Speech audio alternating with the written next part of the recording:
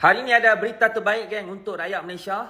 Kerajaan umum bonus raya penjawat awam sebanyak RM500 dan juga untuk pesara yang pencen sebanyak 200.5. Kemudian umum lagi bantuan STR. Masya Allah, tabarakallah.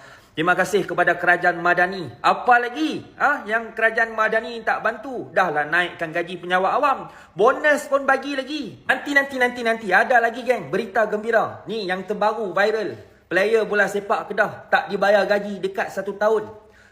Seramai 40 orang. Termasuk dengan coach.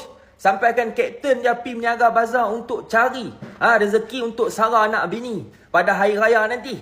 Alhamdulillah hari ni NGO Anak Darul Aman Kedah dan juga Menteri YB Saif, YB Fahmi Fazil dan juga Datuk Ram sudi membantu memberikan sumbangan kepada player bola sepak Kedah ni. Alhamdulillah geng, syukur.